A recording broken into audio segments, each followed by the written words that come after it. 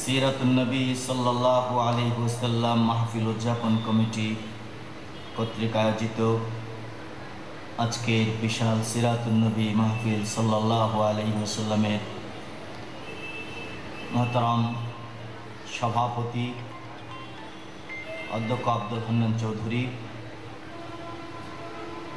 মঞ্চে উপস্থিত সম্মানিত উলামায়ে কেরাম, মুরব্বিয়ানে কেরাম, আমার অত্যন্ত প্রিয় দিনদার ভাইগণ,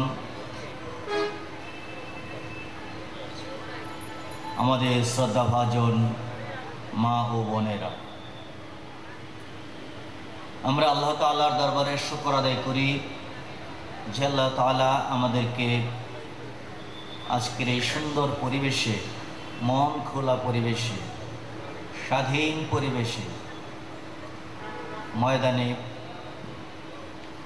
একান্ত আনন্দ উৎসব মুখর অবস্থায় তার প্রিয় রাসূল সাল্লাল্লাহু আলাইহি ওয়াসাল্লামের সিরাত নিয়ে আলোচনা করার জন্য সমবেত হওয়ার তৌফিক দান করেছেন। আমরা সকলেই একসাথে বলি আলহামদুলিল্লাহ। আপনারা দীর্ঘ সময় শ্রদ্ধাভাজন উলামায়ে কেরামের কাছ থেকে অত্যন্ত মূল্যবান নসিহত শুনেছেন, কোরআন মাজিদ এবং সুন্নাহ থেকে গুরুত্বপূর্ণ আলোচনা শুনেছেন। আমি আমার নির্ধারিত 1 ঘন্টার সময় কথা বলবো। এর মধ্যে আল্লাহ পাক তৌফিক দান করলে আমরা প্রিয় রাসূল সাল্লাল্লাহু আলাইহি ওয়াসাল্লামের জীবনের কিছু আলোচনা শুনবো এবং আমল করার জন্য চেষ্টা করব, বলেন ইনশাআল্লাহ।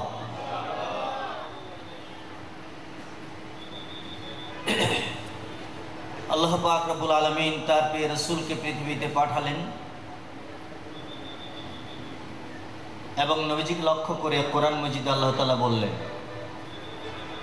ইয়া আইয়ুহান নাবিয়্যু ইন্না আরসালনাকা শাহিদান ওয়া মুবাশশিরান ওয়া নাযীরা ওয়া দাঈয়ান ইলাল্লাহি বিইজনিহি ওয়া সিরাজাম মুনীরা। হে নবী, আল্লাহ ডাক দিচ্ছেন, ইয়া আইয়ুহান নবী, ও আমার প্রিয় নবী, ইন্না আরসালনাকা, আপনাকে প্রেরণ করেছি, শাহিদান, সত্যের সাক্ষ্যদাতা হিসেবে, ওয়া মুবাশশিরান, এবং এই সত্যের সাক্ষ্যকে যারা গ্রহণ করবে তাদের জন্য সুসংবাদ দানকারী হিসেবে, ওয়া নাযীরা, যারা এই সত্যের সাক্ষ্যকে গ্রহণ করবে না, এখান থেকে মুখ ফিরিয়ে নেবে, তাদেরকে সতর্ক করার জন্য সতর্ককারী হিসেবে,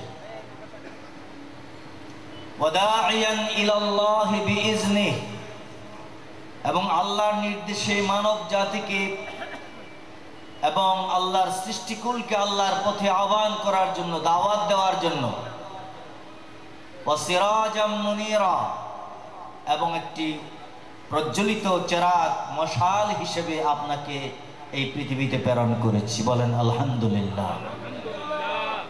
এই আয়াতের মধ্যে আল্লাহ পাক রব্বুল আলামিন প্রিয় রাসূল সাল্লাল্লাহু আলাইহি ওয়াসাল্লামের 5টি দিক তুলে ধরেছেন, উল্লেখ করেছেন। 5টি দিক উল্লেখ করেছেন। আমরা যদি এই 5টি দিককে একত্রিত করি তাহলে একটা হয়ে যায়। আল্লাহ বলছেন, আপনাকে পাঠিয়েছি সত্যের সাক্ষ্য দেওয়ার জন্য। সত্যের সাক্ষ্য দান করবেন রাসূল, তার মানে এই মহাবিশ্বের স্রষ্টা একজন, খালেক, মালিক, মাবুদ, রব। কয়জন?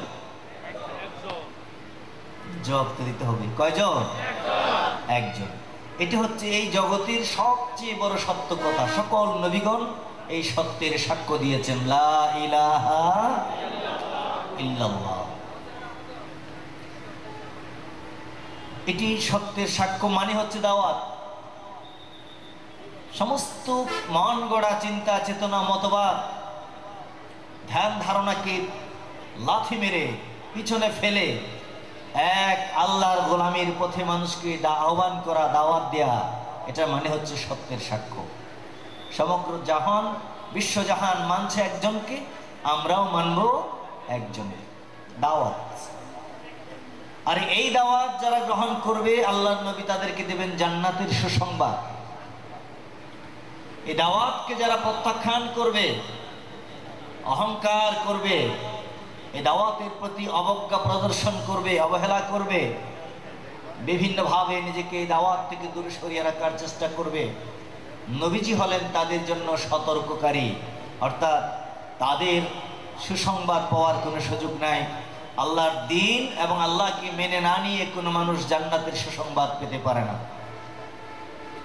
এরপর আল্লাহ বলছেন ওয়াদাইয়ান ইলাল্লাহ, আপনি হচ্ছেন আল্লাহর পথের দায়ী। আপনি মানুষকে ডাকবেন, কার পথে ডাকবেন? আল্লাহর পথে ডাকবেন। এবং এই বিশ্বজাহানে আপনি আলোক বর্তিকা মশাল, আপনার নবুয়তের এই চারাগ আর মশালের আলোতে অন্ধকারের সমস্ত জাহিলিয়াতের অন্ধকার দূর হয়ে যাবে। মানুষ আল্লাহর পথ খুঁজে পাবে, জান্নাতের পথ দেখতে পাবে, ভালো এবং মন্দের মধ্যে পার্থক্য করতে পারবে, হক এবং বাতিলকে চিনতে পারবে, মানতে পারবে, জানতে পারবে। আপনি হলেন মানবতার সামনে সত্যকে প্রকাশকারী, মিথ্যাকেও প্রকাশ করবেন। আপনি সত্য আর মিথ্যাকে দিবালোকের মতো স্পষ্ট করে দেবেন আপনার আদর্শের মাধ্যমে। আপনার পরিচয় এখানে দেওয়া হবে। কয়টি পরিচয়? 5টি। কয়টি? এই 5টি পরিচয়ের মূল কথাই হলো আল্লাহর পথে দাওয়াত, আল্লাহর দিকে মানুষকে দাওয়াত, আল্লাহর পথে মানুষকে আহ্বান করা। অর্থাৎ রাসূল এসেছেন মানুষকে বিভিন্ন মত এবং পথ থেকে ফিরিয়ে একটি পথে নিয়ে আসার জন্য। সেই পথটি কার পথ? আল্লাহর পথ। ভাষা ভিন্ন ভিন্ন হলেও সব কথার মূল কথা হলো রাসূল পাক সাল্লাল্লাহু আলাইহি ওয়াসাল্লাম যেদিন থেকে ওয়াহী লাভ করলেন, নবুয়ত লাভ করলেন, প্রকাশ্যে নবুয়তের দাওয়াত দিলেন, সেদিন থেকেই যে কুফুরের বিরুদ্ধে, শিরকের বিরুদ্ধে, জাহিলিয়াতের বিরুদ্ধে এবং বহু খোদার যারা পূজা করে, দাসত্ব করে, গোলামি করে, তার বিরুদ্ধে এক আল্লাহর দিকে মানুষকে দাওয়াত দেওয়া শুরু করলেন। এই দাওয়াত নবীজির ইন্তেকালের আগে পর্যন্ত এক মুহূর্তের জন্য থামে নাই, বন্ধ হয় নাই। ঠিক কিনা বলেন? এটি হচ্ছে নবীজির জীবনের সবচেয়ে বড় মিশন এবং বলতে গেলে একমাত্র মিশন এটাই। তিনি মানুষকে দাওয়াত দিয়েছেন হকের পথে, আল্লাহর পথে। আমার প্রিয় ভাইরা, আল্লাহ পাক রব্বুল আলামিন প্রিয় রাসূল সাল্লাল্লাহু আলাইহি ওয়াসাল্লামকে দাঈ বানিয়ে পাঠিয়েছেন। দাঈ, দাঈ বলা হয় ওই লোককে যিনি মানুষকে দাওয়াত দেন, যিনি মানুষকে আহ্বান করেন। রাসূল যেহেতু মানুষকে আল্লাহর পথে দাওয়াত দিয়েছেন, অতএব তিনি আল্লাহর পথের দাঈ। এবং সমস্ত নবী রাসূলগণ ছিলেন আল্লাহর পথের দাঈ। আর একটু স্পষ্ট করে বলতে গেলেন, আল্লাহর পথে যত নবী রাসূলগণ দাওয়াত দিয়েছেন এবং নবীগণের অনুসারীরা দাওয়াত দিয়েছেন, আমরা দাওয়াত দেই, আপনারাও দাওয়াত দেন, আলেম ওলামারা দাওয়াত দেয়, সমস্ত ইসলামিক ব্যক্তিত্বগণ দাওয়াত দান করেন আল্লাহর পথে। সকল দাওয়াত দানকারীদের লিডার, সকল দাঈদের নেতা হলেন বিশ্বনবী মুহাম্মদুর রাসূলুল্লাহ সাল্লাল্লাহু আলাইহি ওয়াসাল্লাম। যখনই মানুষ এই পথে পা রাখবে, মানুষকে দাওয়াত দেওয়ার জন্য সিদ্ধান্ত নেবে, আল্লাহর দ্বীনের পথে মানুষকে আহ্বান করার সিদ্ধান্ত নেবে, তখন তার সামনে আদর্শ হিসেবে, মডেল হিসেবে, তার সামনে অনুকরণীয় ব্যক্তিত্ব হিসেবে একজনকেই মানতে হবে। তিনি হলেন মুহাম্মদুর রাসূলুল্লাহ সাল্লাল্লাহু আলাইহি ওয়াসাল্লাম। আল্লাহ পাক রব্বুল আলামিন আমাদের প্রিয় রাসূল সাল্লাল্লাহু আলাইহি ওয়াসাল্লামকে দাওয়াত দেওয়ার জন্য কোরআন মজিদে নির্দেশ দিয়েছেন।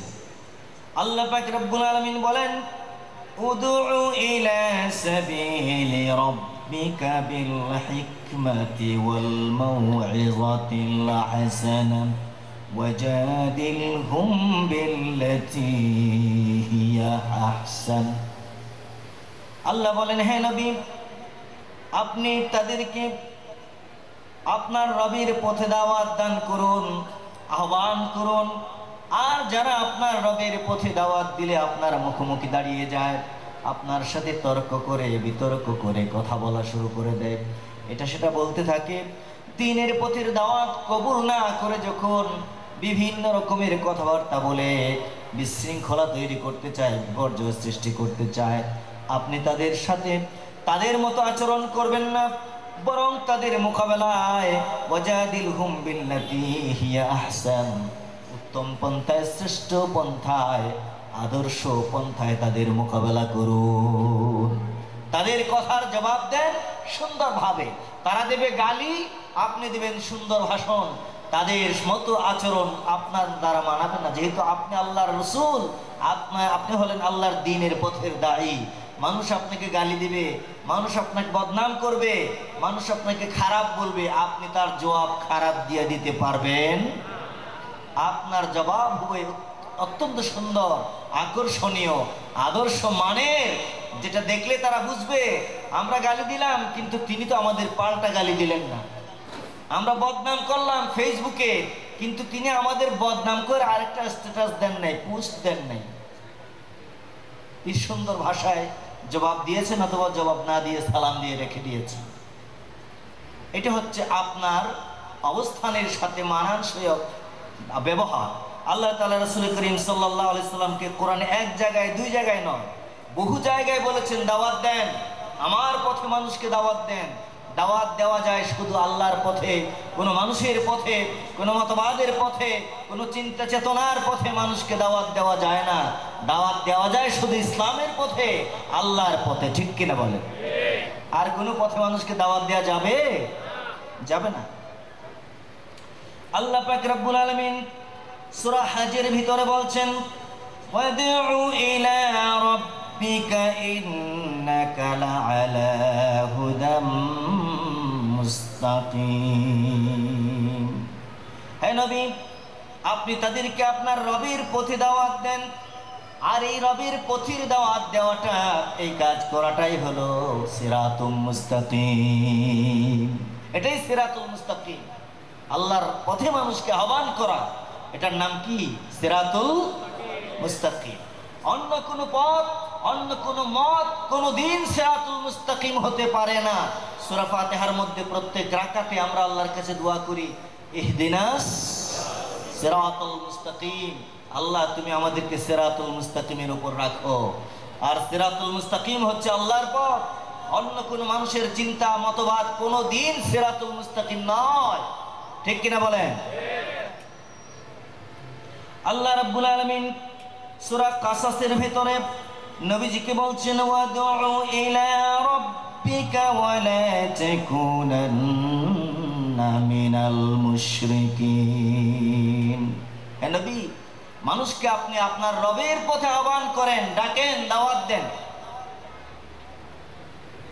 আর মুশরিকদের সাথে মিলবেন না। অন্যান্য পথ, অন্যান্য মত অবলম্বন করা, আল্লাহর দ্বীনের সাথে সেগুলোকে তুলনা করা, মেলানো একটা শিরক, এবং আল্লাহর সাথে অন্যদেরকে মেলানোর নামান্তর। বলেন নাউযুবিল্লাহ। অন্য কোনো পথে যাওয়া যাবে না, অন্য কোনো মতে অনুসরণ করা যাবে না। এই জন্য আল্লাহর প্রিয় রাসূলকে আল্লাহ তাআলা কোরআন মাজিদে শিক্ষা দিচ্ছেন, কুল হাদিহি সাবিলি আদউ ইলাল্লাহি আলা বাসীরাতিন আনা ওয়া মান ইত্তাবা'আনি। হে নবী, আপনি বলেন, হাদিহি সাবিলি, এটাই আমার জীবনের একমাত্র পথ। কি সেই পথ?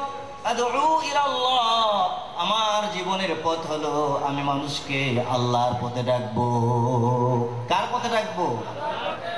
আল্লাহর পথে ডাকবো। শত ত্যাগ আর কুরবানি বিনিময়ে, রক্তের সাগর পাড়ি দিয়ে, অসংখ্য বিপদ মুসিবত ডিঙ্গিয়ে আমি মানুষকে একটা পথে আহ্বান করব, একটা পথেই ডাকবো। সেই পথ কার পথ? আমি আল্লাহর পথে ডাকবো। এটাই আমার জীবনের পথ, এটাই আমার মিশন, এটাই আমার লক্ষ্য উদ্দেশ্য। আলা বাসীরাতিন, আমি জেনে বুঝেই এই কাজ করব, না জেনে না বুঝে নয়। আমি জানি এই কাজ করাই হলো একমাত্র সঠিক কাজ, এটাই সঠিক কাজ।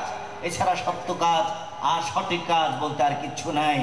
আনা ওয়া মান ইত্তাবা'আনি, আমি মানুষকে এই পথে ডাকবো, আর যারা আমাকে অনুসরণ করবে তারাও মানুষকে এই আমার পথেই ডাকবে, অন্য কোনো পথে ডাকতে পারবে। তাহলে মানুষকে ডাকা যাবে কার পথে? আল্লাহর পথে। যারা মানুষকে আল্লাহর পথে ডাকে তাদেরকে বলা হয় দাঈ ইলাল্লাহ। কি বলে ভাই? দাঈ ইলাল্লাহ। তাহলে আমরা এমন এক রাসূলের উম্মত যিনি ছিলেন দাঈ ইলাল্লাহ। শুধু দাঈ ইলাল্লাহ নয়, সমস্ত দাঈ ইলাল্লাহদের তিনি হচ্ছেন নেতা। ঠিক কিনা বলেন?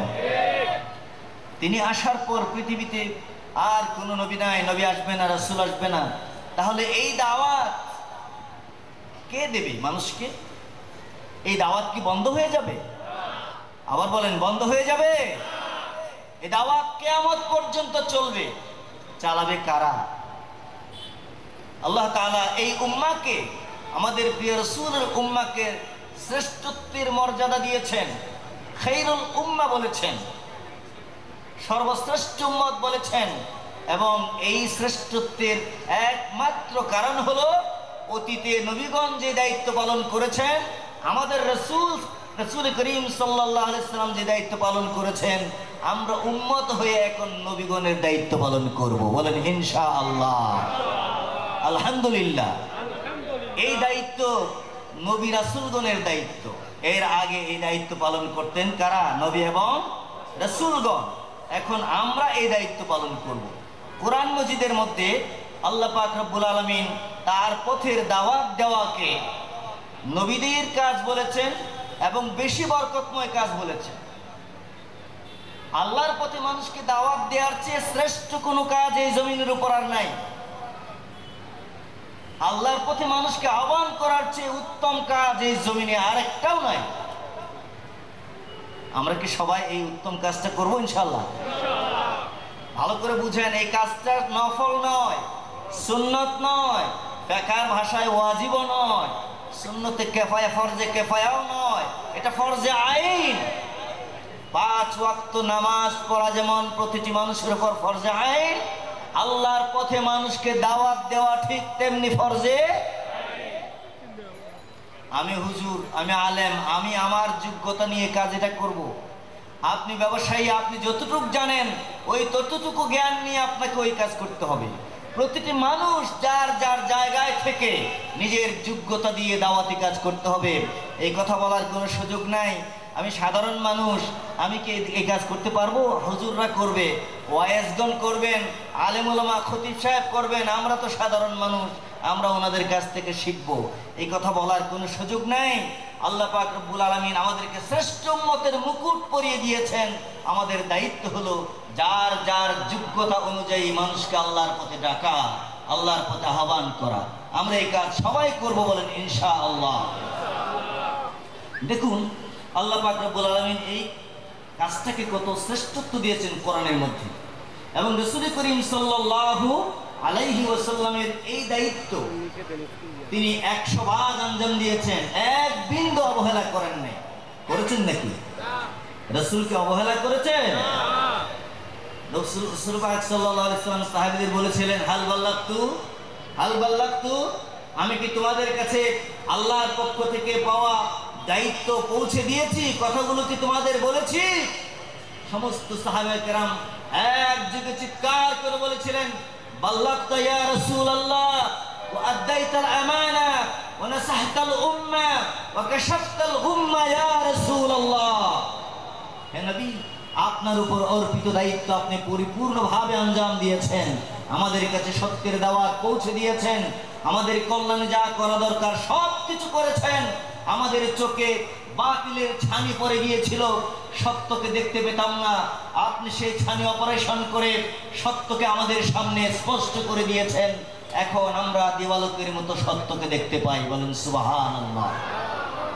এখন আপনারা বলেন, রাসূল কি তার দায়িত্ব পালন করেছেন নাকি করেন নাই? করেছেন, আলহামদুলিল্লাহ বলেন। রাসূল তো চলে গেলেন, তারপরে সাহাবায়ে কেরাম এই দায়িত্ব পালন করেন নাই? করেছেন। তাবিঈনগণ করেছেন, তাবিউত তাবিঈনগণ করেছেন, আইম্মায়ে মুজতাহিদিনগণ করেছেন, যুগে যুগে যুগশ্রেষ্ঠ দায়ীগণ করেছেন। এবং এখন আমরা যারা এই যুগের মুসলমান, কিয়ামত পর্যন্ত যখন যারাই মুসলমান থাকবে প্রতিটি মুসলমান দায়ী, প্রতিটি মুসলমান আল্লাহর পথের এক একজন দায়ী, প্রত্যেককে নিজ যোগ্যতা অনুসারে মানুষকে আল্লাহর দ্বীনের পথে দাওয়াত দিতেই হবে। এটা আমার জন্য যেমন ফরজ, আপনার জন্য ফরজ, মা বোনদের জন্য ফরজ। প্রত্যেকে যার যার ক্ষেত্রে ময়দানে এই কাজ করতে হবে। বলেন ইনশাআল্লাহ। আমরা কি করতে পারবো? ইনশাআল্লাহ করবো তো। আমার মা বোনরা, আপনারাও এই কথা ভালো করে খেয়াল করতে হবে। যার যার জায়গায়, যার যার অবস্থান থেকে এই কাজ করতে হবে। কারো জন্য ক্ষমা নাই, মাপ নাই, কেউ রুখসত পাবে না।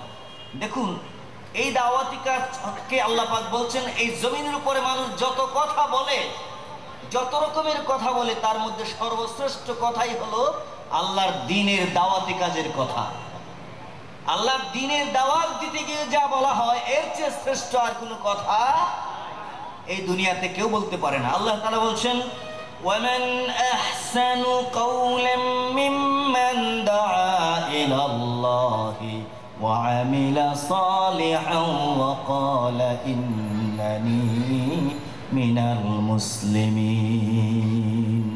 আল্লাহ বলেন, ওই লোকের কথার চেয়ে শ্রেষ্ঠ আর কার কথা হতে পারে যেই লোক মানুষকে আল্লাহর পথে আহ্বান করে, দা ইলাল্লাহ, আল্লাহর পথে, আল্লাহর দ্বীনে, আল্লাহর দ্বীনের পথে মানুষকে দাওয়াত দেয় এবং বলে ইন্নানি মিনাল মুসলিমিন, আমি একজন মুসলমান, আমি আল্লাহর কাছে আত্মসমর্পণ করেছি, তোমরাও আসো, আমরা সকলেই মিলে আল্লাহর কাছে সারেন্ডার করি।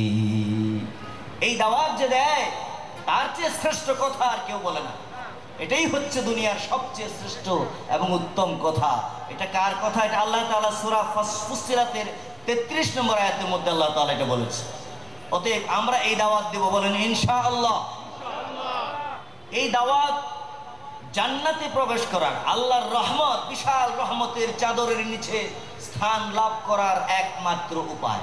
এই যে আপনারা প্যান্ডেলের নিচে বসেছেন, আল্লাহর রহমতের যে বিশাল তাবু, সেই রহমতের চাদরের নিচে, রহমতের তাবুতে স্থান পেতে হলে, ছায়া পেতে হলে এই পথ, আল্লাহর পথে মানুষকে দাওয়াত দিতে হবে। এছাড়া বিকল্প কোনো উপায় নেই। আল্লাহ পাক রব্বুল আলামিন বলেছেন, ওয়াল মুমিনুনা ওয়াল মুমিনাতু বা'দুহুম আউলিয়াউ বা'দ ইয়া'মুরুনা বিল মা'রুফি ওয়া ইয়ানহাউনা আনিল মুনকার ওয়া ইউকিমুনাস সালাতা ওয়া ইউতুনাজ যাকাতা ওয়া ইউতিউনা আল্লাহা ওয়া রাসূলাহু উলাইকা সায়ারহামুহুমুল্লাহ। মুমিন পুরুষ, মুমিন নারী, তারা পরস্পর একই জামাতের অন্তর্ভুক্ত, তারা সকলেই এক জামাতের অন্তর্ভুক্ত। তারা মানুষকে ভালো কাজের নির্দেশ দেয়, মানুষকে খারাপ কাজ থেকে ফেরানোর চেষ্টা করে, খারাপ কাজ থেকে মানুষকে বুঝিয়ে বুঝিয়ে ফেরানোর চেষ্টা করে, ভালো কাজের দিকে মানুষকে ডাকে। এটার নাম কি? দাওয়াত না? এটার নাম কি? দাওয়াত। ভালো কাজের কথা বলা, খারাপ কাজ থেকে মানুষকে ফেরানোর চেষ্টা করা, এটাই হলো দাওয়াত, এটাই আল্লাহর পথে দাওয়াত। আর কি করে? নামাজ কায়েম করে, যাকাত আদায় করে, আল্লাহ বলেন আল্লাহর আনুগত্য করে, রাসূলের আনুগত্য করে, এই কাজগুলো যারা করবে, আল্লাহ বলেন আমি তাদেরকে আমার চাদর দিয়ে, রহমতের চাদরে জায়গা দেব। সুবহানাল্লাহ। আমি তাদেরকে আমার রহমতের চাদরের নিচে স্থান দেব। আল্লাহ, তুমি দয়া করে আমাদেরকে সেখানে জায়গা করে দাও। দাওয়াত দিতে হবে, দাওয়াত দেওয়া ছাড়া এটি সম্ভব নয়। আমার প্রিয় ভাইয়েরা, আল্লাহর দ্বীনের পথে দাওয়াত দেওয়া, এটি হচ্ছে এমন একটি গুরুত্বপূর্ণ কাজ, যে কাজ রাসূল করেছেন, সকল নবী রাসূলগণ করেছেন এবং আমাদের করতেই হবে। এবং এটার মাধ্যমেই আল্লাহর দ্বীনের দুশমনদের উপর বিজয় লাভ করা সম্ভব।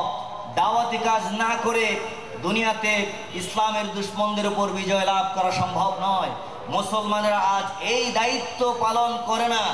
লক্ষ লক্ষ, হাজার, কোটি কোটি, শত শত কোটি মুসলমান থাকার পরেও মাত্র কিছু মানুষ এই কাজ করে, অধিকাংশ মানুষ দায়িত্ব পালন করে না। যার ফলে আজ আমরা দুনিয়াতে লাঞ্ছিত, অপমানিত, নির্যাতিত, বঞ্চিত, অসহায়। অথচ আল্লাহ আমাদের রব, আমরা লাঞ্ছিত হওয়ার কথা ছিল না, আমাদের দায়িত্ব আমরা পালন করছি না। এই দাওয়াতের মিশন যদি আমরা আবার পালন করতে শুরু করে দেই, সারা দুনিয়ায় সবাই যদি আমরা দাওয়াতি কাজ করি, নিঃসন্দেহে আল্লাহ আমাদের বিজয় দেবেন, আমরা আল্লাহর সাহায্য পাবো এবং দুশমনদের উপর আমরা বিজয়ী হব ইনশাআল্লাহ।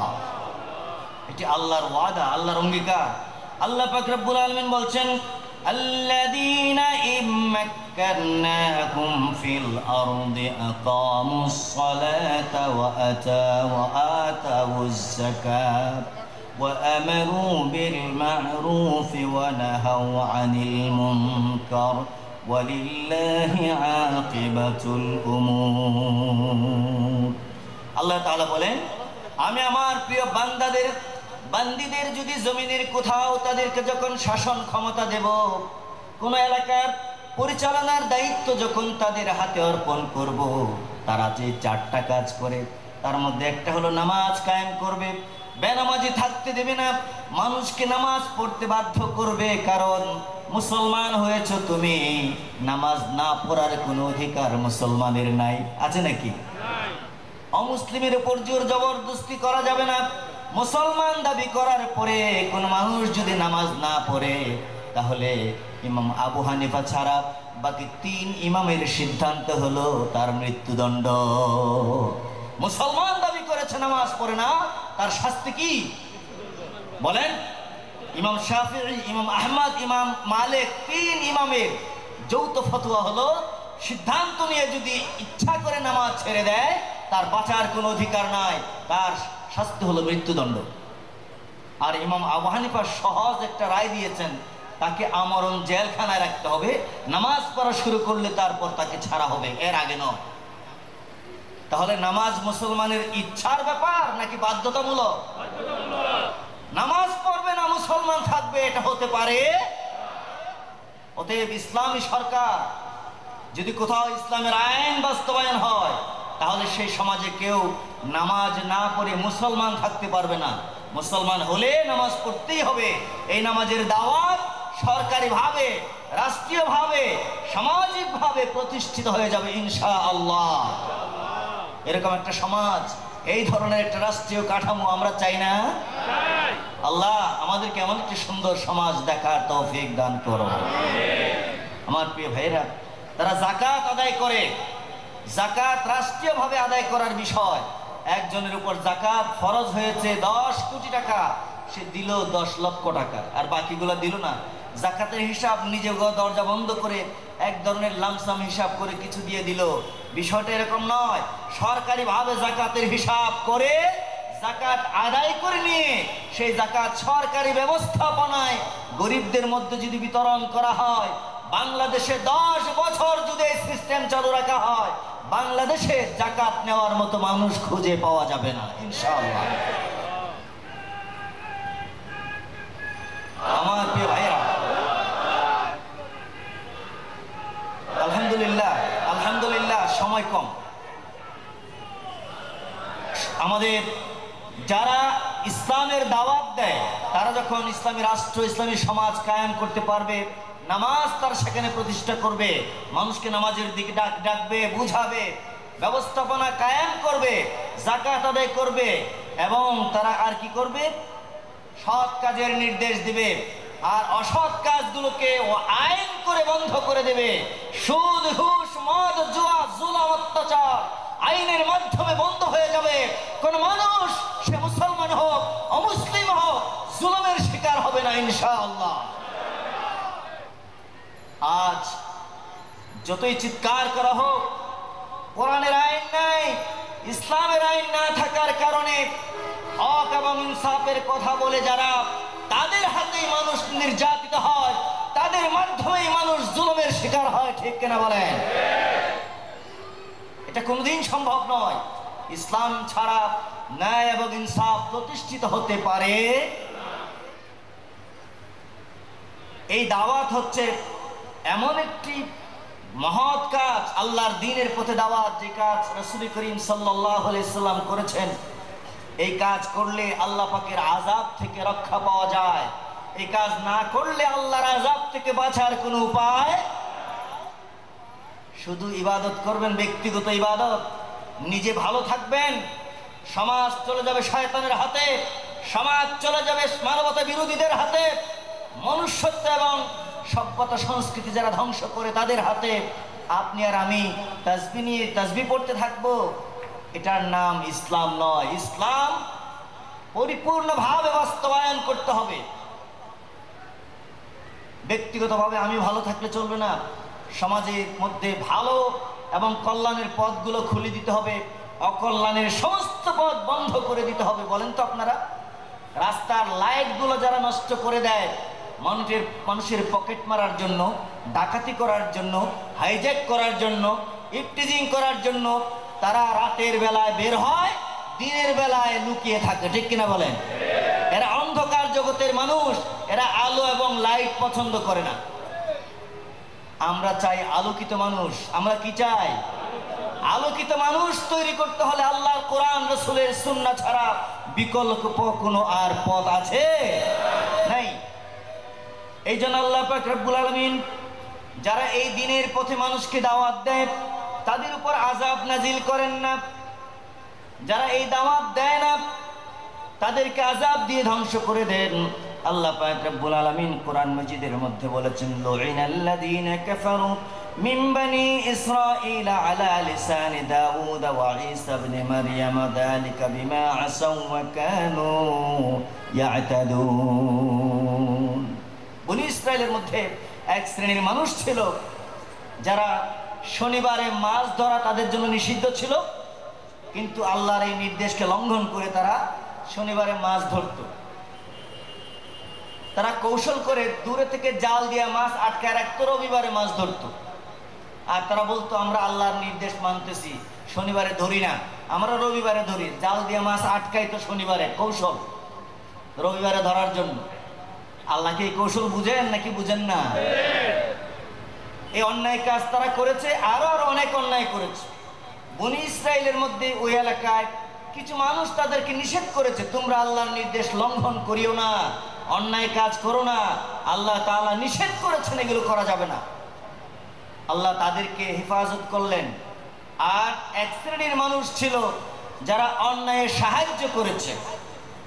প্রতিটা সমাজের মধ্যে যারা অন্যায় করে ওই সমাজের মানুষ কয়েকটা শ্রেণীতে ভাগ হয়ে যায়।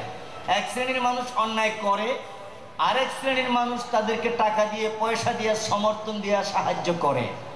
এরকম কিছু আছে না? আবার কিছু মানুষ অন্যায় করেও না, অন্যায়ের বিরোধিতাও করে না, তারা মাঝামাঝি দেখে, চুপচাপ থাকে, পক্ষেও না বিপক্ষেও না, মধ্যখানে থেকে চুপ করে থাকে। আরেক শ্রেণীর মানুষ অন্যায়ের বিরুদ্ধে রুখে দাঁড়ায়। আল্লাহ বনি ইসরাইলের মধ্যে এই চার শ্রেণীর মানুষের মধ্যে শুধু এক শ্রেণীর মানুষকে আযাব থেকে রক্ষা করলেন, যারা নিষেধ করেছিল। বাকি সবগুলোকে আল্লাহ বানর বানিয়ে দিয়েছিলেন। বলেন নাউজুবিল্লাহ। তাদের উপর আল্লাহর আযাব এসেছিল। আল্লাহর আযাব থেকে বাঁচার একমাত্র উপায় হলো আল আমরু বিল মারুফ ওয়ান নাহয়ু আনিল মুনকার। মানুষকে আল্লাহর ভালো কাজের নির্দেশ দান, খারাপ কাজ থেকে মানুষকে বিরত রাখা। এটা ছাড়া আযাব থেকে বাঁচার উপায় নাই। আপনি যত বড় দরবেশ হবেন, আল্লাহর গজব যখন আসবে, আযাব যখন আসবে, তখন সে আযাব থেকে বাঁচা যাবে।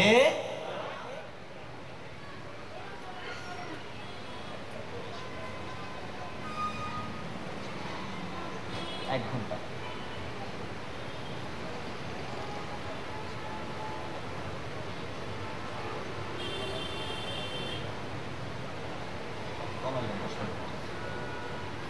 না, এটা কোনো কথা না। তাহলে এই দাওয়াতি কাজ আমাদের করতে হবে, এটা ছাড়া আযাব থেকে বাঁচার উপায় নেই। এরপর এই দাওয়াতি কাজ হচ্ছে এমন একটি গুরুত্বপূর্ণ কাজ, যেই কাজের মাধ্যমে আল্লাহ পাক রব্বুল আলামিন যে আমাদেরকে শ্রেষ্ঠ উম্মত বলেছেন, এই শ্রেষ্ঠত্বের মুকুট আমাদের মাথায় থাকবে। আমরা শ্রেষ্ঠ উম্মত হিসেবে জীবিত থাকব এবং আমাদের শ্রেষ্ঠত্ব থাকবে। এটা ছেড়ে দিলেই আমরা এই মর্যাদা হারিয়ে ফেলব। আল্লাহ বলছেন, কুনতুম খায়রা উম্মাতিন উখরিজাত লিন-নাসি তা'মুরুনা বিল মা'রুফি ওয়া তানহাউনা আনিল মুনকার মুনকার। তোমরা হলে শ্রেষ্ঠ জাতি। কোন জাতি? কেমন জাতি?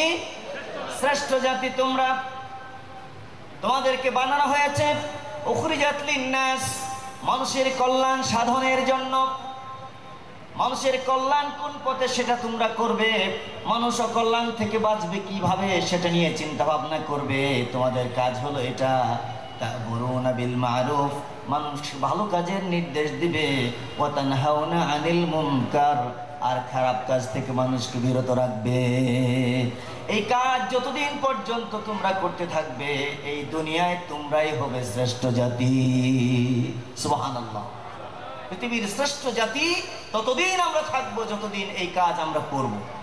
আমার প্রিয় ভাইয়েরা, আল্লাহ পাক রব্বুল আলামিন আমাকে, অসুবিধা নেই, আমার মন থাকে,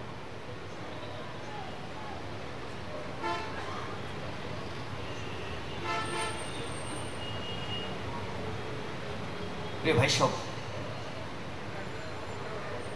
এই আলোচনা করছি আপনাদের সাথে কি আমর বিল মারুফ নাহি আনিল মুনকার। এটা হচ্ছে এমন একটি কাজ যেটার কারণে আমরা শ্রেষ্ঠ জাতি হয়েছি এবং ততদিন শ্রেষ্ঠ থাকবো যতদিন এই কাজ আমরা জারি রাখব। দুনিয়াতে নাজাত, আখিরাতে মুক্তি, এটা আল্লাহর দ্বীনের পথে দাওয়াত দেওয়া ছাড়া এই সফলতা অর্জন করা সম্ভব নয়। দুনিয়াতে সফল হওয়া যাবে না, আখিরাতেও মুক্তি পাওয়া যাবে না আল্লাহর দ্বীনের পথে দাওয়াত দেওয়া ছাড়া। এই দাওয়াত দেওয়াটাই হচ্ছে দুনিয়ার সফলতা এবং আখিরাতে মুক্তির একমাত্র উপায়। আল্লাহ বলছেন, ওয়ালতাকুম মিনকুম উম্মাতুন ইয়াদউনা ইলাল খায়রি ওয়া ইয়া'মুরুনা বিল মা'রুফ ওয়া ইয়ানহাউনা আনিল মুনকার ওয়া উলাইকা হুমুল মুফলিহুন। তোমাদের মধ্যে এমন লোক থাকতেই হবে যারা মানুষকে ভালো কাজের দিকে দাওয়াত দেয়, মানুষকে খারাপ কাজ থেকে বিরত রাখে। আল্লাহ পাক রব্বুল আলামিন বলেন, যারা এই কাজ করবে তারাই সফলতা লাভ করবে। সফলতা লাভ করার শর্ত হলো এটা, মানুষকে ভালো কাজের দিকে দাওয়াত দিতে হবে আল্লাহর দ্বীনের পথে, এবং খারাপ কাজ থেকে মানুষকে বিরত রাখতে হবে। এই কাজটি হচ্ছে আল্লাহ পাক রব্বুল আলামিনের দরবারে মানুষ যেদিন অসহায় হয়ে যাবে, ক্ষতিগ্রস্ত মানুষ, বিপদগ্রস্ত মানুষ যেদিন হবে, সেদিন সমস্ত বিপদ থেকে বাঁচার একমাত্র উপায় হলো মানুষকে কল্যাণের পথে ডাকা, আল্লাহর পথে ডাকা, দাওয়াত দেয়া, আর অকল্যাণের পথ থেকে মানুষকে বিরত রাখার চেষ্টা করা। এটি যদি আমরা করি তাহলে আল্লাহর সামনে কিয়ামতের ময়দানে সকল মুসিবত থেকে আমরা বাঁচতে পারবো। বলেন ইনশাআল্লাহ। আল্লাহ তাআলা কসম করে বলছেন, ওয়াল আসর ইন্নাল ইনসানা লাফি খুসর। আল্লাহ বলছেন সময়ের কসম, নিঃসন্দেহে মানুষ ক্ষতির মধ্যে নিমজ্জিত। ইল্লাল্লাযীনা আমানু ওয়া আমিলুস সালিহাত ওয়া তাওয়াসাউ বিল হক ওয়া তাওয়াসাউ বিস সাবর। ঈমান যারা এনেছে, আমলে সালেহ করেছে এবং আল্লাহ হকের পথে মানুষকে ডেকেছে আর সবর করার কথা বলেছে, তারাই শুধুমাত্র এই ক্ষতি থেকে বাঁচতে পারবে। এছাড়া বাঁচার আর কোনো বিকল্প পথ নাই। আমার প্রিয় ভাইরা, এই আল্লাহর দ্বীনের পথে দাওয়াত, আমর বিল মারুফ নাহি আনিল মুনকার, এটি হচ্ছে সকল নবীদের কাজ, সমস্ত রাসূলগণের কাজ। এর চেয়ে শ্রেষ্ঠ দুনিয়াতে আর কোনো কাজ নাই। এই কাজটাই আমাদের সকলকে করতে হবে। এটি হচ্ছে নবী রাসূলদের কাজ। আল্লাহ তাআলা বলছেন, وَجَعَلْنَاهُمْ أَئِمَّةً يَهْدُونَ بِأَمْرِنَا وَأَوْحَيْنَا إِلَيْهِمْ فِعْلَ الْخَيْرَاتِ وَإِقَامَ الصَّلَاةِ وَإِيتَاءَ الزَّكَاةِ وَكَانُوا لَنَا عَابِدِينَ। আল্লাহ পাক বলেন, তোমাদের আগে যারা আমর বিল মারুফ নাহি আনিল মুনকার, আমার দ্বীনের দাওয়াতি কাজ করেছিল, আমি তাদেরকে মানব জাতির নেতা বানিয়েছিলাম। তারা ছিল মানবতার নেতা। মানুষকে তারা আমার নির্দেশ অনুযায়ী পরিচালনা করত, শাসন করত, ভালো কাজের নির্দেশ দিত, খারাপ কাজ থেকে মানুষকে ফেরাতো, নামাজ কায়েম করতো, যাকাত আদায় করতো, তারা ছিল আমার প্রিয় বান্দা। বলেন সুবহানাল্লাহ। আমরা যদি আল্লাহর প্রিয় বান্দা হতে চাই, নবী রাসূলদের সেই জামাত, মুবারক জামাতে শরীক হতে চাই, তাহলে আমর বিল মারুফ নাহি আনিল মুনকার, সত্যের দাওয়াত, অন্যায় থেকে মানুষকে বিরত রাখার এই কাজ আমাদের করতে হবে। বলেন ইনশাআল্লাহ। আমার প্রিয় ভাইরা, এই ভালো কাজটা, এই কাজটা সব যুগের মানুষই করেছে, কিন্তু রাসূল পাক সাল্লাল্লাহু আলাইহি ওয়াসাল্লামের পরে তিনি তো করেছেন, সাহাবায়ে কেরাম করেছেন, খোলাফায়ে রাশিদিনগণ করেছেন, এর পরবর্তীতে রাষ্ট্রীয়ভাবে এই দাওয়াত, আল্লাহর দ্বীনের পথের দাওয়াত রাষ্ট্রীয়ভাবে করা হতো। রাষ্ট্রের টাকা খরচ করে, রাষ্ট্রের মন্ত্রণালয় ব্যবহার করে, সৈন্যবাহিনী ব্যবহার করে আল্লাহর দ্বীনের দাওয়াতের কাজ করা হতো। রাষ্ট্রের পরিকল্পনার মাধ্যমে বিভিন্ন জায়গায় দায়ীদেরকে প্রেরণ করা হতো, তাদের প্রশিক্ষণ দেওয়া হতো, সিলেবাস তৈরি করে দায়ী তৈরি করা হতো, প্রশিক্ষণ দিয়ে দিয়ে আল্লাহর দ্বীনের পথে মানুষকে দাওয়াত দেওয়ার যোগ্যতা সম্পন্ন মানুষ তৈরি করা হতো। এটা ছিল মুসলমানদের সোনালী যুগ। কিন্তু এরপর মুসলমানদের মধ্যে এমন একটা সময় আসলো, মুসলমানেরা সেই দাওয়াতি কাজ ছেড়ে দিয়েছে, তাদের শাসকেরাও এই কাজ বাদ দিয়েছে। বরং এমন এক যুগ আসলো যে লোকেরা শুধু ফতোয়া দেয়, একজন আরেকজনকে কাফের ফতোয়া দেয়, নফল মুস্তাহাব নিয়ে তাদের মধ্যে দলাদলি, ফিতনা ফাসাদ তৈরি হয়ে গেল। তাদের শাসকেরা যারা দাওয়াতি কাজ করে তাদেরকে জেলখানায় বন্দী করা শুরু করলো, তাদেরকে জেল, জুলুম, ফাঁসি, মৃত্যুদণ্ড ইত্যাদি দিয়ে দিয়ে তাদেরকে অপরাধী বানানোর প্রবণতা তৈরি হলো। সমাজের মধ্যে যারা যত ভালো মানুষ তাদেরকে তত বড় অপরাধী বানানোর চেষ্টা করা হলো। এই নমুনা আমাদের যুগেও আমরা দেখেছি, ঠিক কিনা বলেন?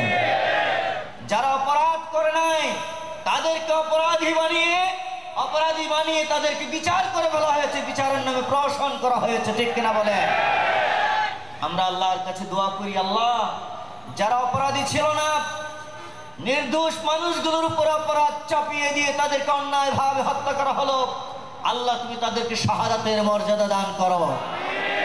আর যারা এই জুলুম করেছে, যারা জুলুমে সাহায্য করেছে, আল্লাহ তুমি আমাদেরকে তাদের দুরবস্থা, দুর্দিন দেখিয়েছো, আরো বেশি করে তাদের দুর্দিন আমাদের দেখা। আমার প্রিয় ভাইয়েরা, অন্যায় চলতে পারে কিন্তু চিরদিন চলতে পারে না। অন্যায়ের একটা শেষ আছে, এরপর ন্যায়ের বিজয় আসবেই। আল্লাহ পাক রব্বুল আলামিন এই দিনের দাওয়াত যখন মুসলমানরা ছেড়ে দিল, তখন তাদের উপর চারদিক থেকে বিপদ মুসিবত শুরু হয়ে গেল। ফিতনা ফাসাদ যখন তারা করতে লাগলো, চারদিক থেকে বিপদ আর মুসিবতের তুফান তাদের উপর শুরু হয়ে গেল। পরাজয় তাদের আসলো, তাদের উপর পরাধীনতা আসলো। ফিলিস্তিনের গাজা উপত্যকায় মুসলমানরা জিহাদ করে, আর আমাদের দেশে বসে এক শ্রেণীর হুজুর, এক শ্রেণীর আলেম বলে তাদের পায়জামার টাকনু গিরার নিচে নেমে গেছে, সুতরাং তাদের জিহাদ এটা ইসলামী জিহাদ নয়। তাদের জিহাদ ইসলামী জিহাদ নয়। কারণ কি? তাদের টাকনু গিরার নিচে পায়জামা নেমে গেছে। ফতোয়া। গাজা উপত্যকায় গিয়ে যারা জিহাদ করেছে তারা জানে ইসলামের চড়া মূল্য কত বেশি। বাংলাদেশে বসে বসে আপনি তাদের পায়জামা দেখছেন গিরার নিচে নেমে গেছে নাকি উপরে? আপনি পারলে একবার গাজায় যেয়ে দেখান তো ইমানটা কতটুকু মজবুত। পায়জামা আপনার পকেটে পায়জামা থাকবেই না, খুলেই পড়ে যাবে, ঠিক কিনা বলেন? এই ফতোয়াবাজরা যুগে যুগে ফতোয়া দিয়ে মুসলমানদের মধ্যে বিভ্রান্তি এবং বিরোধ তৈরি করার চেষ্টা করেছে। তাদের সামনে ইসলামের দুর্দিন, ইসলামের দুঃসময় তারা দেখে না, শুধু কিছু ফতোয়া আর ভাউতাবাজি টাইপের কিছু মাসালা মাসাইলি তাদের আলোচনার বিষয়। সব সময় মাসালা আর ফতোয়া নিয়ে লেগে থাকে। টয়লেটের ভিতরে ওযু করলে হবে নাকি, অমুক জায়গায় মুখ লাগানো যাবে নাকি, তমুক জায়গায় করলে কি হবে, এই ফতোয়া ছাড়া তাদের আর কোনো কাজ নাই। এরকম মানুষ আছে কিনা? ইসলাম শেষ হয়ে যাচ্ছে, তুমি বাথরুমে উজু করতে পারবা নাকি তোমার মাসালা দেওয়ার সময়? এগুলা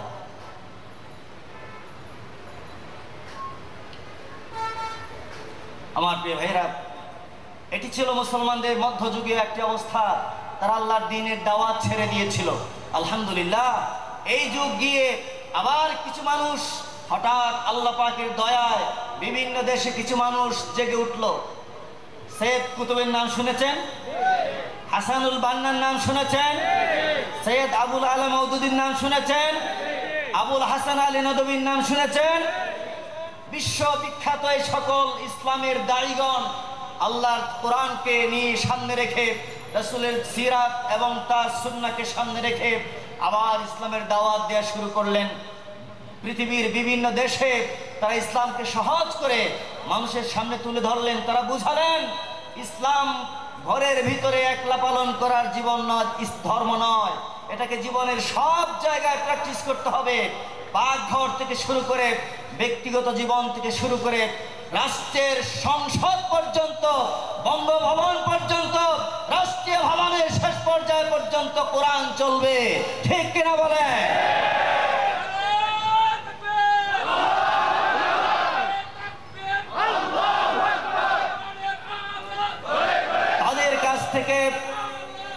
তাদের কাছ থেকে শিক্ষা পাওয়ার পর আলহামদুলিল্লাহ আমরা দেখতে পাচ্ছি পৃথিবীর বিভিন্ন দেশে তাদের চিন্তা এবং চেতনায় আজ অসংখ্য ইসলামী আন্দোলন আল্লাহর দ্বীনের পথে, আল্লাহর দ্বীনকে বিজয়ী করার জন্য রক্ত দিয়ে, সম্পদ দিয়ে, জীবন দিয়ে জিহাদ করছে। মানুষকে আল্লাহর দ্বীনের পথে দাওয়াত দিচ্ছে। রাত নাই, দিন নাই, আল্লাহর দ্বীনের দাওয়াতি কাজ করে যাচ্ছে। ঠিক কিনা বলে? এই সংগ্রাম, এই জিহাদ, আল্লাহর দ্বীনের দাওয়াতি কাজকে বন্ধ করার শক্তি দুনিয়াতে আর কারো নাই। ইনশাআল্লাহ এই চেষ্টা প্রচেষ্টা চলছে, এই চেষ্টা প্রচেষ্টা চলতে থাকবে কিয়ামত পর্যন্ত। ইনশাআল্লাহ আল্লাহর দ্বীন বিজয় হবে ইনশাআল্লাহ। আমার প্রিয় ভাইরা, আজ আল্লাহর দ্বীনের জন্য জীবন দিতে কোটি কোটি মুসলমান প্রস্তুত। আল্লাহ রসুলের জন্য, আল্লাহ রসুলের সম্মান ইজ্জত রক্ষার জন্য, আল্লাহ কোরআনের বিজয় দেখার জন্য কোটি কোটি মুসলমান জীবন দিতে প্রস্তুত। ঠিক কিনা বলেন? এখন আর ইসলামের দুশ্মনরা এটা ভাবতেই পারে না ধমক দিয়ে, অস্ত্র দেখিয়ে, ভয় লাগিয়ে তাদের থামানো যাবে, এটা তারা কোনোভাবেই চিন্তা করতে পারে না। এই জন্য সব জায়গায় ভয়াবহ চক্রান্ত শুরু হয়েছে। ইসলামের পথের অনুসারী যারা, ইসলামের দাওয়াত যারা দেয়, দ্বীনের পথের মুজাহিদ যারা, তাদেরকে এই জমিন থেকে সরিয়ে যাওয়ার জন্য, নিশ্চিহ্ন করার জন্য আজ দুনিয়ার বাতিল শক্তি ঐক্যবদ্ধ হয়েছে। আমেরিকা থেকে শুরু করে ভারত পর্যন্ত, ইসরায়েল থেকে শুরু করে চীন পর্যন্ত প্রতিটি দেশের ইসলাম বিরোধী শক্তি ঐক্যবদ্ধ হয়েছে মুসলমানদের বিরোধিতা করার জন্য। ঠিক কিনা বলেন? আজ আমাদেরকে ঐক্যবদ্ধ হতে হবে, ইসলামের বিজয় ছিনিয়ে এনে এরপর গড়ে ফিরবো, এর আগে নয় ইনশাআল্লাহ। সম্মানিত ভাইয়েরা আমার, এই দ্বীনের দাওয়াত এটি একটি গুরুত্বপূর্ণ কাজ। আমি আমার আলোচনাকে আর বেশি লম্বা করবো না, নাকি একটু চালাবো? এইভাবে না, 10 মিনিট? ঠিক আছে, তাহলে একটা টার্গেট করবো। এই দাওয়াতি কাজের অবশ্যই কিছু গুরুত্বপূর্ণ বৈশিষ্ট্য আছে। আপনি আপনার মতো, আমি আমার মতো দাওয়াত দিব, হুজুরের দাওয়াত দেব, হুজুর কি চিন্তা করে সেই দাওয়াত দেব। এটা ইসলামী দাওয়াত নয়, কোনো বিশেষ তরিকার দাওয়াত ইসলামী দাওয়াত নয়, কোনো পীরের দাওয়াত ইসলামের দাওয়াত নয়, বিশেষ কোনো ধ্যান ধারণার দাওয়াত ইসলামের দাওয়াত নয়। ইসলামের দাওয়াত হলো কোরআন এবং সুন্নাহর দাওয়াত। ঠিক কিনা বলেন? আলহামদুলিল্লাহ, আমাদের দেশে অনেক হক্কানি পীর আছেন যারা কোরআন সুন্নাহর দাওয়াত দেন। আছেন নাকি নাই? আবার ভণ্ড আছে নাকি নাই? এটা বুঝে শুনে আমাদেরকে গ্রহণ করতে হবে। কোরআন এবং সুন্নাহ যেখানে আছে আমরা সেখানে থাকবো বলেন ইনশাআল্লাহ। যেখানে কোরআন নাই, সুন্নাহ নাই, ওখানে আমরা নাই। ঠিক কিনা বলেন? আমার প্রিয় ভাইরা, ইসলামী দাওয়াতের 1 নম্বর বৈশিষ্ট্য হলো, আপনি আর আমি যে দাওয়াত দেব তার 1 নম্বর বৈশিষ্ট্য হচ্ছে আমাদের দাওয়াত হবে নবী এবং রাসূলগণের পথের দাওয়াত। কাদের পথের দাওয়াত? নবী এবং রাসূলগণের পথের দাওয়াত, অন্য কোনো পথে নয়।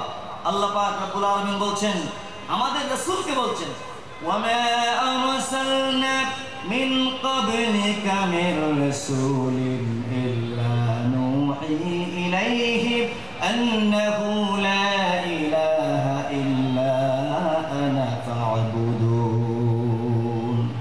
আল্লাহ বলেন, হে নবী, আপনার আগে যত নবী আর রাসূল প্রেরণ করেছিলাম, সমস্ত নবী রাসূলগণের দাওয়াত ছিল, তাদের কাছে ওহী পাঠিয়ে বলে দিয়েছিলাম, এই দাওয়াত তোমরা দাও মানুষকে, লা ইলাহা ইল্লা আনা, আল্লাহ ছাড়া কোনো ইলাহ নাই, সুতরাং তোমরা সকলেই মিলে ইবাদত করো আল্লাহ। কার ইবাদত করবে? আল্লাহর ইবাদতের পথে মানুষকে দাওয়াত দেব, আর কোনো পথে নয়। এটি হচ্ছে আমাদের দাওয়াতের 1 নম্বর বৈশিষ্ট্য। সম্মানিত ভাইয়েরা, 2 নম্বর বৈশিষ্ট্য হচ্ছে এই দাওয়াত মুমিনদের সম্মান এবং মর্যাদাকে সমুন্নত করে আর মানুষের মধ্যে সাম্য সমতা বিধান করে, মানুষের মধ্যে উঁচু নিচু ভেদাভেদকে সমান করে দেয়। মানুষে কোনো ভেদাভেদ নেই, সকলেই আল্লাহর গোলাম। মানুষের মধ্যে পার্থক্য হতে পারে একটা জিনিস দিয়ে, তার নাম হলো তাকওয়া। নাম কি? তাকওয়া ছাড়া মানুষের মধ্যে পার্থক্য করার কোনো মাধ্যম আছে? নেই। এই জন্য আল্লাহ তাআলা বলছেন, নবীজি বলছেন, ইয়া আইয়ুহান নাস ইন্নাল্লাহা ক্বাদ আযহাবা আনকুম উবাইয়াতাল জাহিলিয়াহ ওয়া তাআযামাহা বিআবাইহা ওয়ান নাস রাজুলান বিররুন তাকিয়্যুন আলাল্লাহ ওয়া ফাজিরুন শাকিয়্যুন হায়্যিনুন আলাল্লাহ ওয়ান নাসু বানু আদম ওয়া খালাকাল্লাহু আদামা মিন তুরাব। মানুষ হলো 2 ভাগে বিভক্ত। কয় ভাগে বিভক্ত? 2 ভাগে বিভক্ত। এক শ্রেণীর মানুষ, তারা হক পথের পথিক, সত্য পথের পথিক। আর এক শ্রেণীর মানুষ অন্যায় পথের পথিক। এই 2 শ্রেণীর মানুষ 2টা শ্রেণীতে বিভক্ত। আমরা কোন পথে চলবো বলেন? হকের পথে চলবো। আমাদের দাওয়াত, আমি আপনি আমরা সবাই দায়ী। এই দাওয়াতটা হবে হকের পথের দাওয়াত, ঠিক কিনা বলেন? অন্যায়ের পথে, বাতিলের পথে, মানুষের চিন্তা চেতনার পথে আমরা দাওয়াত দেব না। আমাদের দাওয়াত কখনোই এরকম হতে পারে না। এটি আমাদের দাওয়াতের 2 নম্বর বৈশিষ্ট্য। 3 নম্বর বৈশিষ্ট্য হলো, এই দাওয়াত জবরদস্তি করে, জোর করে মানুষকে ইসলামে ঢুকাইয়া দেওয়া। ইসলাম মানার জন্য জবরদস্তি করা যাবে নাকি? ইসলামে কোনো জবরদস্তি নাই। লা ইকরাহা ফিদ্দীন। ইসলামে জীবন বিধান মানার জন্য কাউকে জুলুম করা যাবে না, জোর করা যাবে না, জবরদস্তি করা যাবে না। আমরা ইসলামের সৌন্দর্য ফুটিয়ে তুলব আমাদের চরিত্র, আমাদের জীবনাচার, আমাদের ব্যবহার, আমাদের চলাফেরা দিয়ে, আমাদের কথাবার্তা দিয়ে। মানুষ দেখতে পাবে জীবন্ত ইসলাম আমাদের সামনে চলছে। এরপর মানুষ ইসলাম গ্রহণ করবে, ইসলাম মানবে। আমরা যদি বলি একটা আর করি আরেকটা, তাহলে আমাদের দাওয়াত কখনোই সফল হবে না, ঠিক কিনা বলেন? অতএব আমাদের দাওয়াত হবে বাস্তবসম্মত এবং জোর জবরদস্তিমূলক নয়, আদর্শ দিয়া। কি দিয়া? আদর্শের মাধ্যমে। এই জন্য রাসূলুল্লাহ সাল্লাল্লাহু আলাইহি সাল্লামকে আল্লাহ শিখিয়ে দিচ্ছেন, লা ইকরাহা ফিদ্দীন ক্বাদ তাবায়্যানার রুশদু মিনাল গাই ফামান ইয়াকফুর বিত্তাগুত ওয়া ইউমিন বিল্লাহ ফাকাদ ইসতামসাকা বিল উরওয়াতিল ওয়াসকা লা ইনফিসামা লাহা আল্লাহু সামিউন আলিম। কাউকে জোর করা যাবে না, জবরদস্তি করা যাবে না। আমাদের রাসূলের বিরুদ্ধে যেমন একটা দুশমন পর্যন্ত বলতে পারে না, আজও বলতে পারে না, তিনি কাউকে জোর করে ইসলামের দিকে ডেকে এনেছেন, ভয় লাগিয়েছেন। নবীজির বিরুদ্ধে যেমন বলতে পারে না, আমাদের বিরুদ্ধেও যেন এই অভিযোগ কেউ তুলতে না পারে আমরা জোর করেছি, জবরদস্তি করেছি। এটা করা যাবে নাকি? আদর্শ লাগবে, চরিত্র লাগবে, ইসলামের বৈশিষ্ট্য লাগবে। আমরা মুখে বলবো, আমাদের আদর্শ দিয়ে দেখাবো, মানুষ ইসলামের কাছে আসবে, বলেন ইনশাআল্লাহ। কোনো জবরদস্তি নাই। এই দাওয়াতের আরেকটি বৈশিষ্ট্য হলো, এই দাওয়াত চলমান থাকবে প্রতিনিয়ত, থামবে না কখনো। কোনো ভয় ভীতি দেখিয়ে, লোভ লালসার মাধ্যমে, কোনো পরিস্থিতি সৃষ্টি করে এই পথের পথিকদেরকে তার কাজ থেকে বিরত রাখা যাবে? নবীজির সামনে কাফেররা অনেক লোক নিয়ে এসে বলেছে, মুহাম্মদ বলেন সাল্লাল্লাহু আলাইহি ওয়াসাল্লাম, তুমি যে দাওয়াত দিচ্ছ এটা একটু থামাও, একটু রাখো। তোমাকে আমরা সমাজের নেতা বানাই, তোমাকে আমরা টাকা পয়সা যা চাও তাই এনে দেই, তোমাকে সমাজের সুন্দরী রমণী এনে দেব, তোমাকে আমরা নেতা মানব, তোমাকে তোমার নেতৃত্ব কর্তৃত্ব সব মানবো, শুধু তোমার দাওয়াতটা বন্ধ করো। তুমি আমাদের দেবদেবীর বিরুদ্ধে বলবে না, এতটুকু তোমাদের কাছে আমাদের অনুরোধ। তখন রাসূল কি বলেছিলেন? আজকে মাগরিবের পরে আপনারা আলোচকদের কাছে শুনেছেন, নবীজি বলেছেন, তোমরা যদি আমার ডান হাতে, এক হাতে আকাশের সূর্য আর এক হাতে আকাশ থেকে চাঁদ, এই দুটা জিনিস কোনোদিন এনে দিতে পারবে না, যদিও দুটো এনেও দিতে পারো, এরপরেও আমি আমার এই দাওয়াত এক মুহূর্তের জন্য বন্ধ করব। আমার কাজ আমি করেই যাব, এই কাজ নিয়েই তো আমার পথ চলা শুরু, আমি এই কাজ বন্ধ করব না। আমার প্রিয় ভাইরা, এই কাজ বন্ধ করার জন্য ফাঁসির কাস্টডিতে, নিরপরাধ ব্যক্তিকে ফাঁসির কাস্টডিতে নিয়ে যাওয়ার পর ইসলামের দুশমনেরা এক টুকরা কাগজ তার হাতে ধরিয়ে দিয়ে বলেছিল, তুমি যদি এখন জীবন ভিক্ষা চাও তাহলে তোমাকে ফাঁসি মওকুফ করে জীবন দিয়ে দেয়া হবে। তিনি কাগজটা উল্টা পিঠে লিখে দিলেন, মৌত কি ফয়সালা আসমান মে হতে হয়, জমিন মে নেহি। মৃত্যুর ফয়সালা আসমানে হয় না, মৃত্যুর ফয়সালা কোথায় হয়? জমিনে হয় না, আসমানে হয়। কোথায় হয়? আসমানে হয়। তোমরা আমার জীবনের মালিক নও, আমার মৃত্যুর মালিক নও। আমার জীবন মৃত্যুর মালিক যিনি, আমার জীবন তার হাতে। তোমরা আমাকে মৃত্যু দিতে পারবে না, জীবনও দিতে পারবে না। তোমাদের যা মন চাই করো, আমার জীবনে আমার যে মিশন, এই মিশন আমি এক মুহূর্তের জন্য থামাবো না, বন্ধ করব না। আমরা কি থেমে যাব? আপনারা থেমে যাবেন? এখন ইসলামের দুশমনেরা বিভিন্ন কৌশলে, বিভিন্ন ধরনের লোভ লালসা দেখিয়ে, ভয় লাগিয়ে, জেলখানার ভয়, আয়নাঘরের ভয়, কত কিছু আল্লাহ আমরা দেখলাম। পৃথিবীতে যে সমস্ত জিনিসের নাম কখনোই আমরা শুনি নাই, এই বাংলাদেশে সেগুলো আমাদেরকে দেখতে হয়েছে, ঠিক কিনা বলেন? আল্লাহ আল্লাহ, এই দুর্দিন, এই দুঃসময়, এই অন্ধকার রাত আল্লাহ তুমি আমাদের মাথার উপর আর এনে দিও না। আমিন বলেন না? ও আল্লাহ, মানব জাতির মেরুদণ্ডকে যারা ভেঙে দিয়েছিল, আল্লাহ তুমি তাদের মেরুদণ্ড ভেঙে দাও। সম্মানিত ভাইয়েরা আমার, বোনেরা আমার, আমাদের এই দাওয়াতের বৈশিষ্ট্য হলো সব লোভ লালসাকে পায়ের নিচে রেখে, জুতা দিয়ে মারিয়ে, পা দিয়ে পাড়িয়ে আমরা আমাদের মঞ্জিলের দিকে এগিয়ে যাবো ইনশাআল্লাহ। এই পথ থেকে শহীদের লাশ কাঁধে নিয়ে দাফন করে শহীদের মিছিল পর থামবে না, এই মিছিল সামনের দিকে এগিয়ে যাবে, চলতেই থাকবে, এক মুহূর্তের জন্য মিছিল থামবে না ইনশাআল্লাহ। এটা হচ্ছে এই দাওয়াতের আরেকটি বৈশিষ্ট্য, এক মুহূর্তের জন্য এটা থামবে না। প্রিয় ভাইরা আমার, এই পথে যারা দাওয়াত দেয়, এই দাওয়াতের আরেকটি বৈশিষ্ট্য হলো, এই দাওয়াত বিশেষ কোনো মানুষের জন্য নয়, সমগ্র মানবতার জন্য। সাদা কালো, বাঙালি অবাঙালি, নারী পুরুষ, শিশু বৃদ্ধ যুবক, আবার বৃদ্ধ বনিতা, সকল মানুষের জন্য এই দাওয়াত। আপনি যেই হন না কেন, আপনার দাওয়াত কোনো শ্রেণীর জন্য নয়, আপনার দাওয়াত কোনো বিশেষ মানুষের জন্য নয়, এই কথা মনে রাখতে হবে। এই জন্য আমরা সবাই তো দায়ী। আমি শুরুতেই বলেছিলাম, আমি যেমন আপনাদের বলছি, আপনারা মানুষকে বলবেন, আল্লাহর কসম এই উম্মার প্রতিটি সদস্য আল্লাহর দ্বীনের পথের দায়ী, ঠিক কিনা বলেন? আমরা যখন দাওয়াতি কাজ করব, কোনো মানুষকে শত্রু ভাবলে হবে না, কোনো মানুষকে প্রতিপক্ষ বানালে হবে না, কোনো মানুষকে আগে থেকে নিজের বিরোধী মনে করা যাবে না। সমস্ত মানুষকে আল্লাহ রাসূল যেমন দাওয়াত দিয়েছিলেন, আমরাও সকল মানুষকেই টার্গেট করে, তাদের কাছে মনটাকে বড় করে, কলিজাটাকে উদার করে তাদের কাছে দ্বীনের দাওয়াত নিয়ে যাব ইনশাআল্লাহ।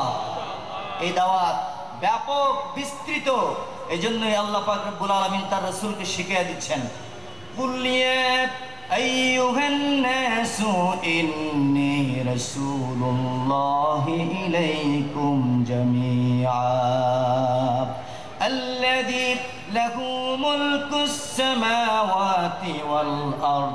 হে নবী, আপনি দুনিয়ার মানুষকে বলেন, ও হে দুনিয়ার মানুষ, আমি তোমাদের কাছে আল্লাহর রাসূল হয়ে এসেছি। তোমাদের কোনো জাতির জন্য নয়, কোনো সময়ের জন্য নয়, কোনো দেশের জন্য নয়, কোনো ভাষার জন্য নয়, সমগ্র বিশ্ব জাহানের সকলের জন্যই আমি আল্লাহর রাসূল। সুবহানাল্লাহ। রাসূলের দাওয়াত যেমন সকলের জন্য, সেই রাসূলের উম্মত আমরা, আমাদের দাওয়াত হবে সকল মানুষের জন্য। হৃদয়কে বিশ্বব্যাপী মানবতার জন্য উদার করে দিন। चीन अरब हमारा, हिंदुस्तान हमारा, मुस्लिम है हम वतन है सारा जहां हमारा। আমাদের সারা পৃথিবী আমাদের টার্গেট, সমগ্র বিশ্ব জয় করা ইসলামের লক্ষ্য। পৃথিবীর কোন অঞ্চলকে বাদ দিয়ে ইসলামের দাওয়াত দেওয়া যাবে না। ইসলাম সকলের জন্য। এই জন্য আপনি আর আমি যারা এখানে বসে আছি, আমাদের সকলের হৃদয়কে বিশ্বব্যাপী দাওয়াতের জন্য প্রস্তুত করতে হবে। মনে রাখবেন, আল্লাহ পাক রব্বুল আলামিন এমন একটি সুযোগ, এমন এক উদার ময়দান, সুন্দর ময়দান আমাদের জন্য এনে দিয়েছেন, যেখানে আপনার পরিকল্পনা করতে হবে, সকল মানুষকে নিয়ে টার্গেট করতে হবে দাওয়াতি কাজ করার জন্য।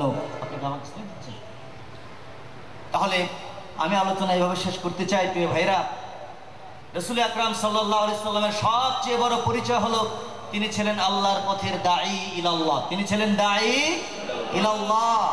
আর আমরা তার উম্মত হিসেবে, যেহেতু আর কোনো নবী রাসূল আসবে না, আমরা সকলেই আল্লাহর পথের দাঈ। ঠিক কিনা বলেন? এবং এই দাওয়াতি কাজের যে গুরুত্ব, কোরআন থেকে আমি আপনাদের কিছু কথা বলেছি। এরপর আমি বললাম যে এই দাওয়াতের বৈশিষ্ট্য কেমন হওয়া উচিত। সর্বশেষ আমি বলেছি, এই দাওয়াত আমরা যারা দেব, আমরা দাওয়াতকে কোনো শ্রেণীর জন্য, কোনো পেশার জন্য, কোনো এলাকার জন্য, কোনো ভাষার জন্য সীমাবদ্ধ করব না। কাউকে দুশ্মন ভাববো না, কাউকে প্রতিপক্ষ বানাবো না। হৃদয়কে আকাশের মতো উদার করে দিয়ে মানুষকে আপন করে নিতে হবে। আল্লাহ পাক রব্বুল আলামিন আমাদের সকলকে তার দ্বীনের দায়ী হওয়ার তৌফিক দান করুন। আসসালামু আলাইকুম ওয়া রাহমাতুল্লাহি ওয়া বারাকাতুহু।